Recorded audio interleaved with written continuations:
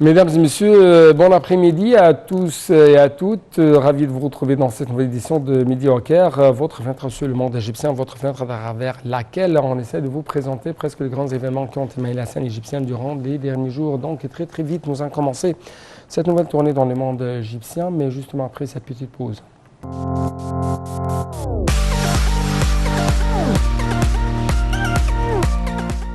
À la une donc, de cette édition, c'est le président égyptien Abdel Fattah el-Sisi qui a reçu le Premier ministre arménien Nikol Pachinian, qui était en visite en Égypte au palais de l'État. La séance de pourparlers a porté sur le renforcement de la coopération commune. Les deux parties ont salué les relations historiques entre les deux peuples. D'ailleurs, dans une conférence de presse, le président a affirmé l'intérêt des deux pays à renforcer leurs échanges commerciaux et les investissements réciproques dans le cadre d'une volonté commune de créer de nouveaux domaines de coopération, notamment en technologie d'information, en intelligence artificielle et dans les industries alimentaires et pharmaceutiques. L'Égypte est prête à transférer à l'Arménie son expertise dans les domaines de l'infrastructure, de la construction, des transports et de la production de l'énergie. C'est ce qu'a précisé M. le Président Abdel Fattah el-Sisi.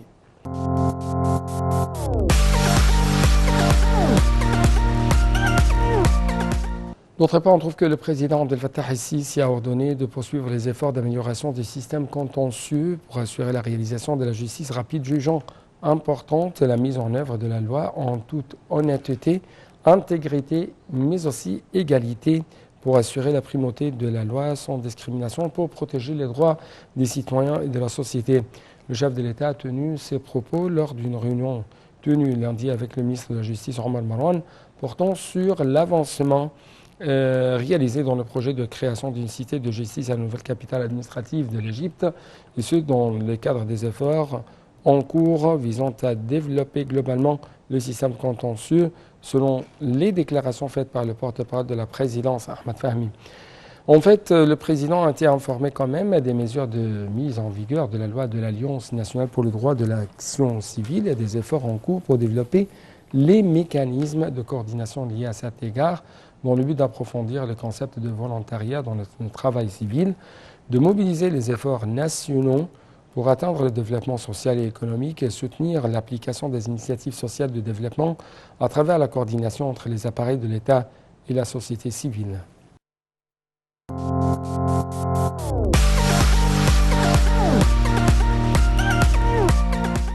Le président Abdel Fattah el-Sisi a également souligné l'importance de poursuivre le travail commun avec Bahreïn pour activer les relations historiques et renforcer la coopération dans tous les domaines.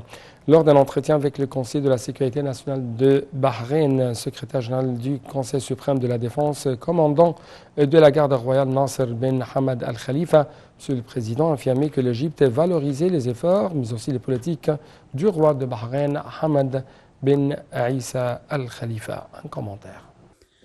Le président Abdel Fattah el-Sisi a souligné l'importance de poursuivre le travail commun avec Bahreïn pour activer les relations historiques et renforcer la coopération dans tous les domaines. Lors d'un entretien avec le Conseil à la sécurité nationale de Bahreïn, secrétaire général du Conseil suprême de la défense et commandant de la garde royale, Nasser bin Hamad Al Khalifa, el-Sisi a affirmé que l'Égypte valorisait les efforts et les politiques du roi de Bahreïn, Hamad bin Isa Al Khalifa. Selon le porte-parole de la présidence, Ahmed Fahmi, El Khalifa a transmis au président el-Sisi un message du roi de Bahreïn qui a confirmé sa fierté des relations historiques unissant les deux pays, en plus du soutien de Bahreïn aux efforts déployés par l'Égypte et el-Sisi face à tous les défis intérieurs et extérieurs, notamment au niveau régional. L'entretien a également porté sur la situation dans la bande de Gaza et les efforts égyptiens pour atteindre l'accalmie, en plus de la nécessité d'un cessez-le-feu immédiat et de l'acheminement d'aide humanitaire en quantité suffisante et de manière urgente. Pour sa part, El Khalifa a salué les efforts de l'Égypte pour garantir l'acheminement d'aide aux Palestiniens.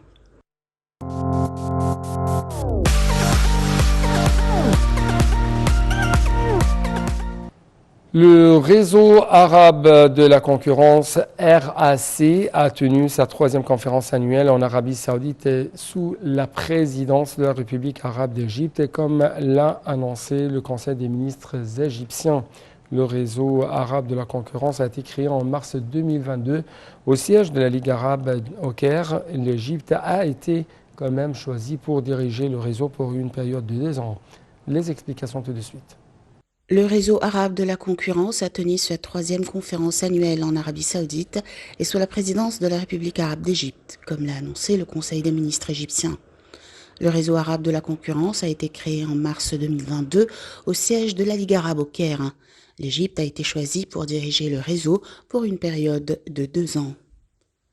Au cours des 2 dernières années, l'ACN s'est engagée dans une série d'activités pour réaliser sa vision, sa mission et ses objectifs, comme des réunions régulières, des recherches en collaboration, des initiatives de formation, le renforcement des capacités et l'échange de connaissances. Ces activités ont été menées dans le cadre des plans annuels pour les groupes de travail du réseau, en mettant l'accent sur les fusions et les acquisitions, l'application du droit de la concurrence et l'efficacité institutionnelle selon la même déclaration. Plus de 30 ateliers, cours de formation, conférences et événements ont été organisés avec la participation des pays membres et des institutions internationales. Des équipes techniques conjointes ont publié des lignes directrices sur la structure institutionnelle des autorités de la concurrence et sur l'efficacité institutionnelle qui servent de référence aux autorités de la concurrence nouvellement créées, ajoute le communiqué.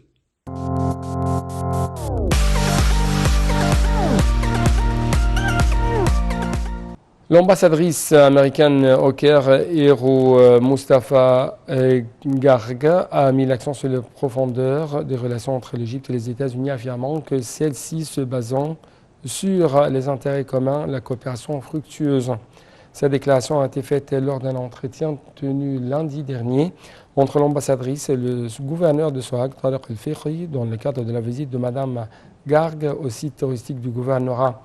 L'ambassadrice s'est réjouie de sa visite pour la première fois au gouvernorat d'Assouan, qui jouit d'un patrimoine culturel diversifié. Elle a dit devoir répéter cette visite afin de confirmer les liens de coopération et suivre les projets mis en œuvre par l'Agence américaine pour le développement, USAID, au gouvernorat. Pour sa part, le gouverneur a favorablement accueilli l'ambassadrice et la délégation de la compagnie ont évoqué les efforts déployés par l'État afin d'atteindre le développement global dans divers secteurs.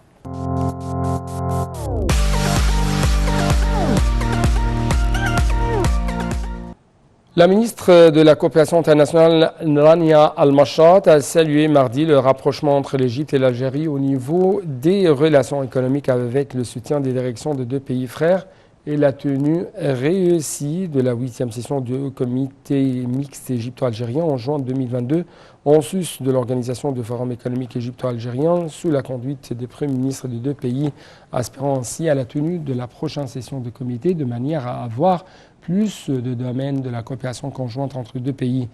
Elle a ajouté que l'inauguration du Conseil d'affaires qui rassemble le secteur privé des 2 pays travaillerait pour renforcer les cadres de coopération et soutenir l'action commune avec la participation efficace des entreprises du secteur privé en Égypte et en Algérie, et ce en faveur des efforts de développement.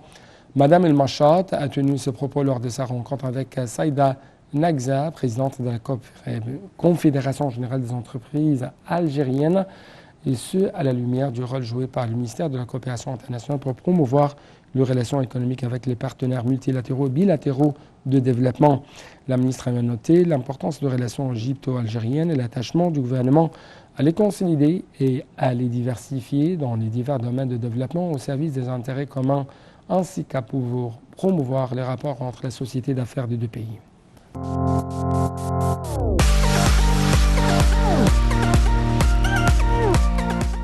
Quant au ministre du Logement des communautés urbaines, Assem Al-Ghazar, il a confirmé le souci de l'État égyptien de coopérer avec les grandes entreprises chinoises pour la mise en œuvre de projets nationaux, notamment le projet du quartier central des affaires dans la nouvelle capitale administrative, mis en œuvre en coopération avec l'entreprise chinoise CSCEC,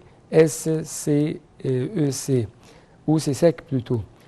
Lors d'un entretien avec le chargé d'affaires de l'ambassade chinoise au Caire, le ministre a confirmé la profondeur de relations égypto-chinoises dans divers domaines. Il a évoqué le souci de renforcer la coopération avec les entreprises chinoises dans le domaine économique.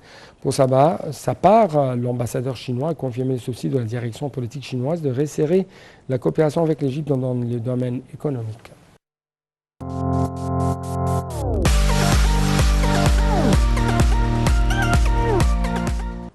Le ministre égyptien des Affaires étrangères, Sameh Choukri, a souligné le soutien apporté par l'Égypte à tous les efforts déployés par la Somalie dans les différentes instances internationales pour assurer sa sécurité et sa stabilité, ainsi que pour préserver l'unité et l'intégrité territoriale du pays.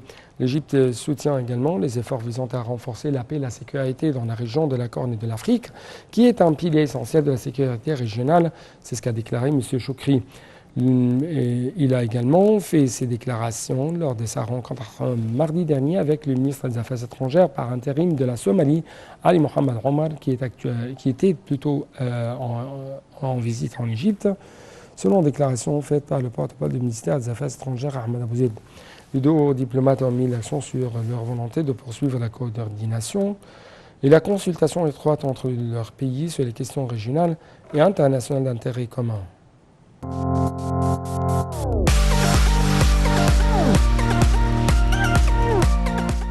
Clôturons donc cette édition par le ministre de l'Enseignement supérieur et de la Recherche scientifique, Ayman Achour, qui a affirmé la profondeur de relations entre l'Égypte et la Grande-Bretagne dans le domaine académique. Cette déclaration a été faite lors d'un entretien avec une délégation de l'Université britannique en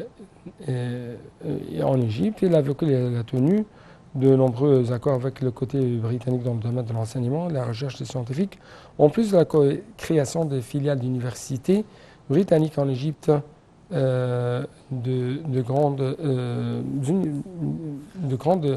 renommée quand même au niveau international.